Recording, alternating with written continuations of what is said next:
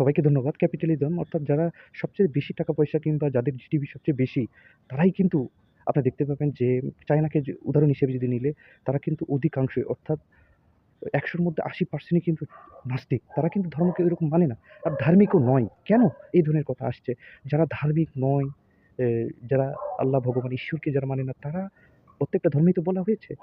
হিন্দু ধর্মে, মুসলিম ধর্মে প্রত্যেকটা ধর্মে বলা হয়েছে, যারা আল্লাহ, ঈশ্বর কিংবা বিভিন্ন ধর্মের পূজারি নামাজ কালাম সবসময় পড়েন, তারাই কিন্তু টাকা পয়সায় সবচাইতে বেশি। আল্লাহকে যারা মানেন, ভগবানকে, ঈশ্বরকে যারা মানেন, তারাই সবচেয়ে টাকা পয়সা বেশি হবে, মালিক হতে পারবেন।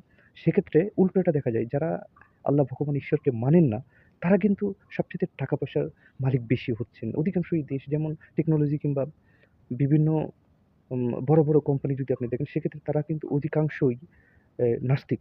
এবং আমরা সেটাই দেখতে পাই যে তাদের টেকনোলজি সবচেয়ে উন্নত এবং তারা বিশ্বাসযোগ্য এবং তারাই সবচাইতে মানুষের কল্যাণে কাজ করছে সেটা দেখছি। আর যারা ধার্মিক রয়েছেন তারা কিন্তু ওইভাবে কাজ করতে পারে না। বিশেষ করে আপনারা দেখতে পাবেন যারা টেকনোলজি এবং বড়, বড় কোম্পানি যেই উদ্যোগপতি যারা রয়েছেন তারা কিন্তু অধিকাংশই দেখুন কোরিয়ার রয়েছেন, চায়নার রয়েছেন, আ রয়েছেন ইসরায়েলের রয়েছেন, আমেরিকার রয়েছেন, আম জাপানের রয়েছেন। তারা কিন্তু অধিকাংশই খ্রিস্টান কিংবা জুইস।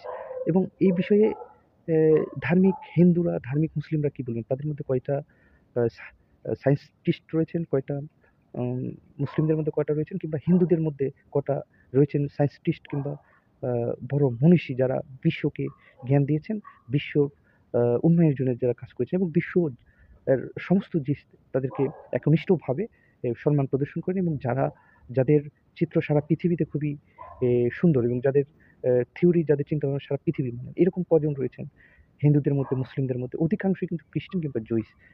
তারা খ্রিস্টান, জুইস মানেই তারা কিন্তু আ অটোমেটিক্যালি তারা আপনি বলতে পারেন যে তারা নাস্তিক। সবাইকে ধন্যবাদ।